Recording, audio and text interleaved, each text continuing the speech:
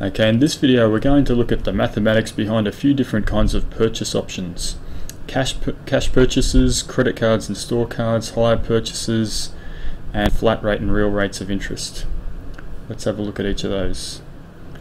So for cash purchases, let's say we've got a DVD player that we want to buy, and the DVD player is worth $690. Now some companies will give you a discount if you'll pay cash up front. So this is what cash purchases is about. We're getting a discount on the cost of the goods because we're paying in cash up front. If it's a discount of 10%, then you just have to take the original amount and then minus 10% of that amount from it to get what you're going to have to pay. So 10% of 690 is $69. So 690 minus $69 gives you $621. That's what you're going to have to pay. That's cash purchases. That's pretty simple. Okay, another kind of payment option is using credit cards and store cards. Now the way they work, say you want to buy this really expensive dress, it's worth $2,400. You can use a credit card or a store card to pay it off. So that means you don't have the money, you're taking out a loan using your credit card or your store card. Now they usually have high rates of interest, like 24% per annum might be the rate of interest. So when you pay this back, you'd have to pay back the original amount, $2,400, plus 24% of that amount. So there's the original amount plus 24% of it, and that would be if you paid it back after 1 year, after a full annum, a full year. So 24% of 2,400, if you put that into a calculator, turns out to be $576 plus the 2,400 originally. We'd have to pay back $2,976. And let's say we only took 2 months to pay back the loan, the $2,400. We can use our simple interest formula to work out how much interest we're going to have to pay. The interest is going to be the principal times the rate times the amount of time, all divided by 100. If we paid it back in 2 months, then that equation is going to be 2,400, the principal, 24% is the interest rate, and the amount of time is only 2 months. We've got to express it in years, so 2 over 12 gives us a number of years, divided by 100. For that one, it would only be $96 extra we'd have to pay back. So we'd have to pay the 2,400 plus $96 of interest after 2 months. So that's credit cards and store cards. Okay, here's an example from the textbook. So Peter has a $2,000 outstanding balance on his Myer store card. So he's obviously bought something worth $2,000 from Myer. The interest is added monthly at the rate of 26.7% per annum on the balance. The balance is whatever he owes at the end of the month. Okay, if Peter pays $300 by the due date, calculate the balance owing. Okay, so he owed $2,000, but he paid back $300 by the due date, the date that the interest was going to be calculated. So now he only owes $1,700. Okay, so he's down to $1,700 now is his balance, the amount he owes. Calculate the interest owing for the next month. Okay, to calculate the interest owing for the next month, we use our simple interest equation. Okay, and the principal amount is now $1,700, that's how much he owes. The interest rate we were told is 26.7%, and the amount of time is, we're only calculating this for the next month, so it's going to be 1 on 12, 1 month is the amount of time. And we have, because that's in terms of years, 1/12 of a year is 1 month. So when we put that into the calculator, we get this amount. That's how much he's going to owe for the next month. That's the amount of interest, $37.83. Finally, what will the balance owing be on Peter's next credit card statement? Well, if he owed $1,700 and then this amount of interest got added to his balance because he hadn't paid it back yet, then it's going to be $1,700 plus $37.83. So that's going to be the balance on his next credit card statement. Okay, the next payment method we're going to look at is hire purchase. When you pay something with hire purchase, you might buy a computer, say, that's worth $3,000. You have to make an initial payment, which might be, let's say, 25% of the cost. So this is your initial payment, or the deposit that you pay. And then the remaining cost, the other 75%, you're going to pay that back over a period of time, which the company will usually set. They might say it's 2 years, and you have to pay $100 a month over the course of that 2 years, and then you'll have paid back that 75%. Okay, but when you work it out, you'll find that $100 a month for 2 years, it's actually more than 75% of $3,000. Okay, and that's understandable because they're charging you an interest rate. They're charging you some interest on this outstanding amount that you still owe. Okay, because you're not paying it up front, there's a bit of a penalty for that. That's the interest that they charge you on there. Okay, we can work out how much interest we're paying by working out how much we end up paying back using this scheme. So if we pay back 25% at the beginning, that's $750, and on top of that initial deposit, we're going to pay for 24 months, 2 years at $100 a month is 24 months of $100. 24 times 100 is 2,400. So we're paying back the initial $750, and then over the course of the 2 years we're paying an extra $2,400, and that adds up to $3,150. That's how much we actually end up paying back. So that's obviously $150 more than the amount if we'd paid up front. So hire purchase, you get the computer at the start, and you can pay back the rest, with a regular amount, $100 a month or $25 a week roughly. So that's the advantage. You get the computer up front, but you have to pay back a bit more in the end, this extra amount of interest. That's the penalty.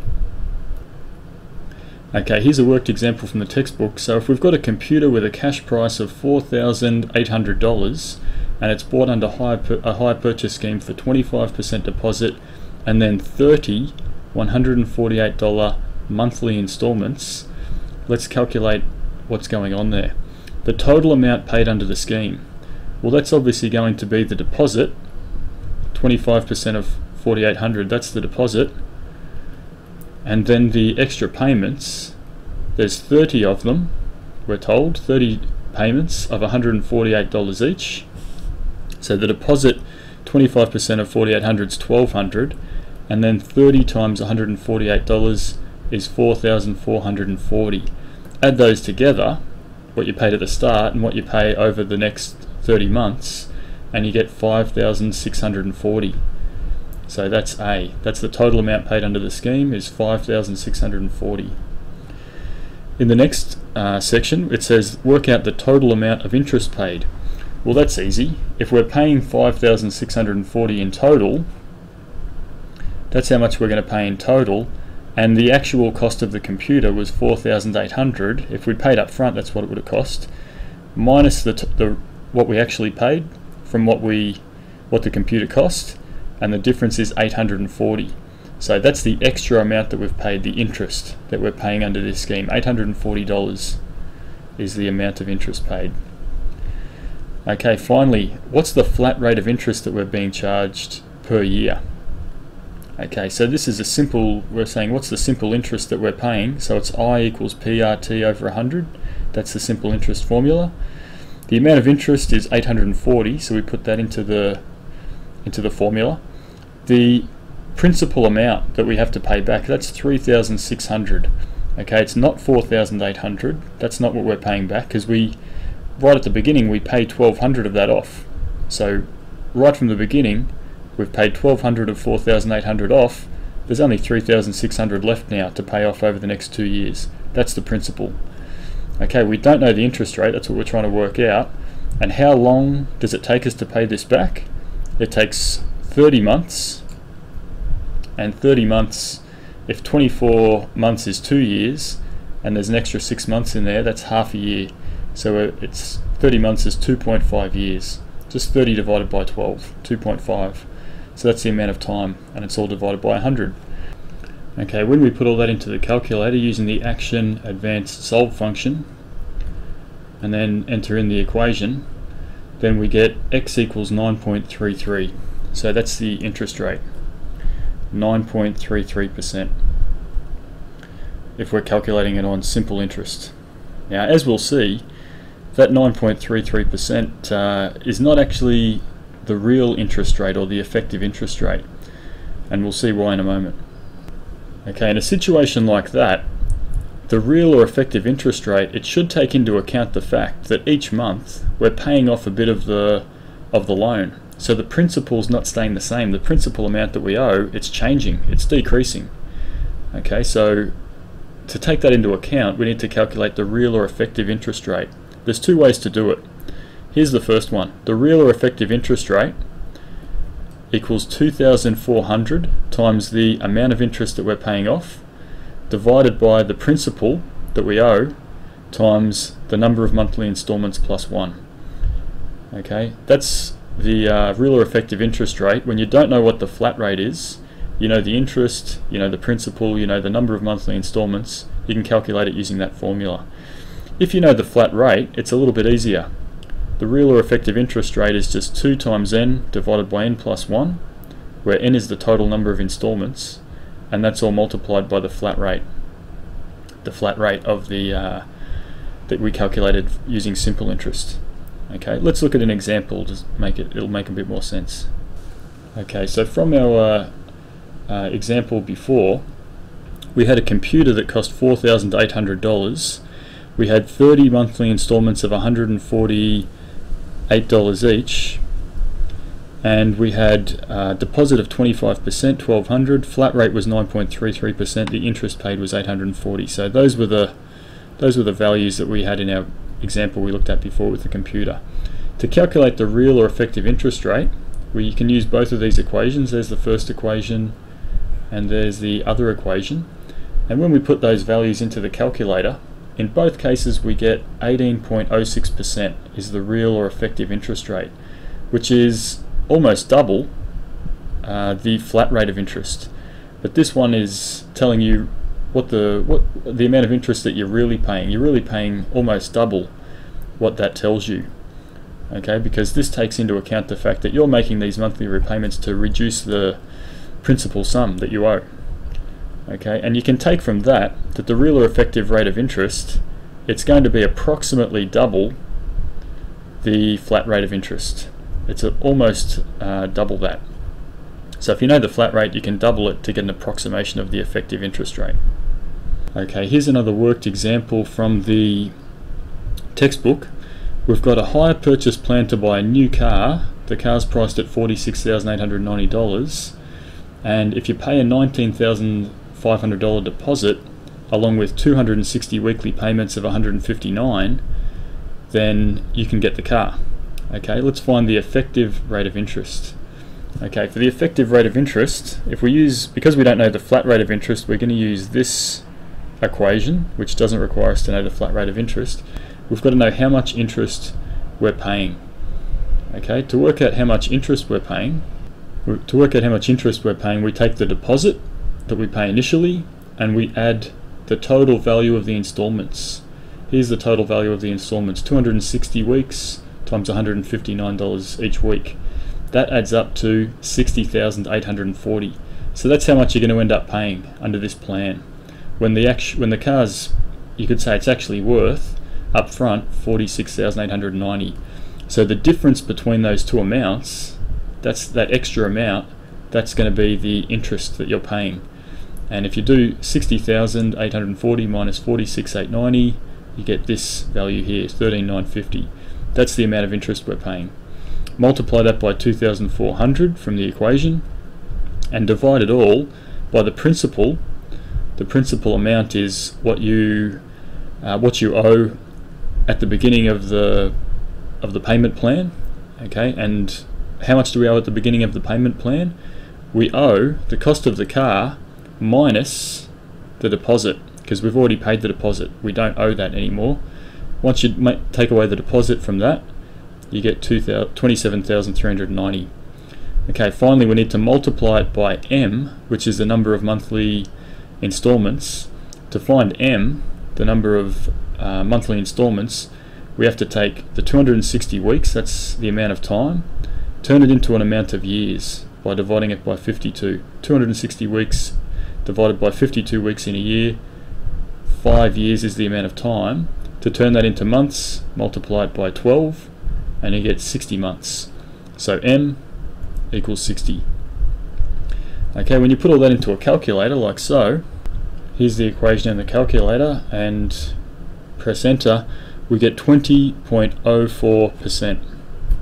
20.04% is the effective interest rate, much higher than what the flat rate of interest would be. Okay, finally we're going to look at personal loans as another payment method. Okay, personal loans is when you pay off a debt with regular payments and interest is recalculated with every payment. Okay, it's kind of the opposite of when you make an investment or a deposit in a bank that is calculated with compound interest. Okay, with compound interest, you keep getting interest on your interest, and the amount of money you've got gets bigger and bigger and bigger, and it keeps growing faster and faster. When you're paying off a personal loan that's calculated this way and you're making regular payments, then as long as you keep those payments regular, the amount that you owe is going to get rapidly smaller and smaller as the interest is recalculated every time. The interest is recalculated on the smaller and smaller amounts, so the interest gets smaller and smaller. So it's the opposite of compound interest. And the other way in which it's opposite is you're going from one value up to a huge amount here, and in personal loans you're going from a huge amount down to zero until you've paid off the whole loan. Okay, here's an example. A person borrows $900 from a bank at 15% interest per annum, and the interest is calculated on a reducing monthly balance. Okay, if this person agrees to pay $150 per month, calculate the number of monthly repayments needed to repay the loan. Okay, to do this we're going to use the financial solver in our calculator. Okay, in this case, the number of monthly repayments, that's what we're trying to work out in this first part here. The number of monthly repayments is what we want to know, so we're going to leave that blank. The interest rate is 15%. The present value, the initial investment, is $900. In this case it's not an investment, it's a loan. That's the initial amount that we owe. Okay, now in the past with compound interest problems we've made this zero, but in this case we're paying back money. We're paying $150 every month. So we need to add negative 150 into there. That's the amount that we're going to pay back every month. The future value, once we've paid back all the money, how much will we owe once you've paid back all the money? Zero. Okay, the future value will be zero in this case. It's the reverse of compound interest. Okay, down here, the number of installment periods per year, it says it's being calculated on a monthly basis. So the number of installment periods per year is 12, and so is the number of times interest is compounded per year, both 12. Okay, now we can press N to calculate how long it takes to pay it all back. 6.27, or if we round off, 6.28 installment periods. Okay, 6.28 installment periods. And the installment periods are months, so it's 6.28 months. Okay, next we need to work out the total amount that we're repaying. The total amount that we're going to repay over 6 months at $150 each, we'll have paid back the $900. Okay, after 6 months at $150 a month, we would have paid back the $900. But we worked out it takes 6.28 months to pay back the loan. So this 0.28 bit here, that's the extra amount of time that it takes to pay back the interest. Okay, that represents the interest there. Okay, now how much money do we pay back? Or how much money is remaining after that 6 months? Well, if we put 6 months in there, 15%, $900 and $150 is being paid back each month. How much is left after 6 months? It's $41.05. Okay, that's how much needs to be paid back in this last 0.28 of a month. $41.05. So after 6 months, that's what we still owe, $41.05. But we've got to pay a bit of interest on top of that $41.05. Okay, we've got to pay 1 month's worth of interest on that. So in 1 month, we wouldn't pay 15% interest on 1 month. That's the interest rate for the whole year. In 1 month, we'd only pay 1/12 of that, because that's for the whole year. 15% for a year. We're only paying 1 month. So let's divide it by 12, and we get 1.25%. 15 divided by 12 is 1.25%. That's the interest that'll be charged on 1 month. Okay, so 1.25% of 41.05. If we add 41.05 and 1.25% of 41.05, that's the total amount that we have to pay back, 41.56. That's how much we have to pay back in total, plus the $900. That's the total amount repaid. The amount of interest paid is the $41.56. That's how much above the actual loan we have to pay back. Okay, and finally, here's a summary of what we've learned. So, cash purchases. To work out how much of a discount we get, to work out the new price of an item, we take the marked price, or the initial price, and minus whatever percentage of the marked price. This 10% is an example. So if it was a 25% discount, it'd be 25 minus 25% of the marked price. For credit cards, we need to work out the balance that's owing at the beginning, and to do that, we take the outstanding balance, so what's still remaining, minus any payments that have been made. Okay, so the initial amount that's owed minus any payments that are made. Once you've done that, you need to calculate the interest that's owed on the remaining balance, and you do that with the simple interest equation. The principal's the amount owing, the interest rate, and the amount of time, which typically would be a month, but can vary for different situations. And once you know the amount of interest, then the balance that's owing is going to be the original balance that was owing plus the interest that we've just added on, because the credit cards, they accumulate interest. You have to keep paying a bit of interest because you haven't paid back all the money. Okay, in hire purchase, the amount that something will cost in total when you buy it on hire purchase, so the total amount will be the deposit plus any monthly installments.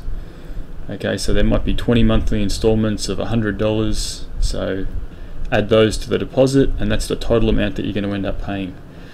The interest that you would pay in hire purchase would be that total amount, whatever the total amount turns out to be, minus the cash price, which is the upfront cost.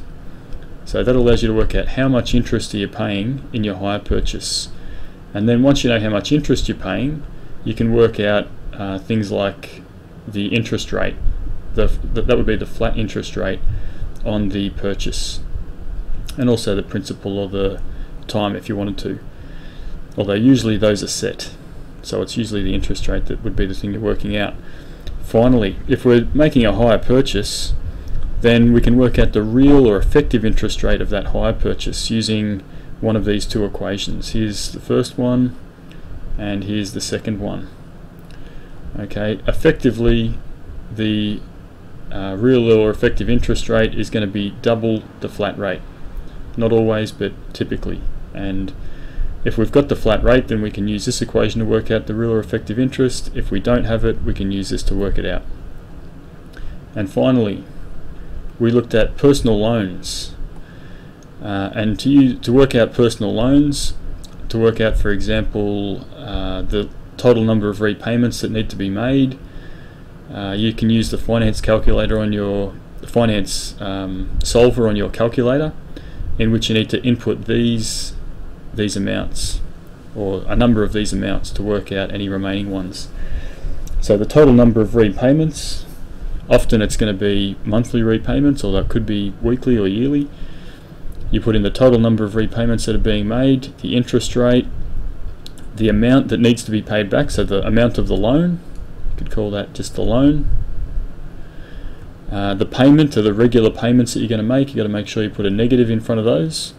The future value of any loan, it should be 0. If you're paying back the whole loan, the future value will be 0. And then PY is the payments per year, and CY is the calculations of interest per year, and typically these will be the same. So that's personal loans. Okay, make sure you've got down all those things that are highlighted in yellow, and after you've watched this video you should be ready to do the quiz on on payment options. And after those, you might want to have a go, after the quiz you might want to have a go at some questions, and there'll be a video working through the questions to help you along with that as well. So look for those on the website, the quiz and the video with questions. Thanks for watching, and see you later.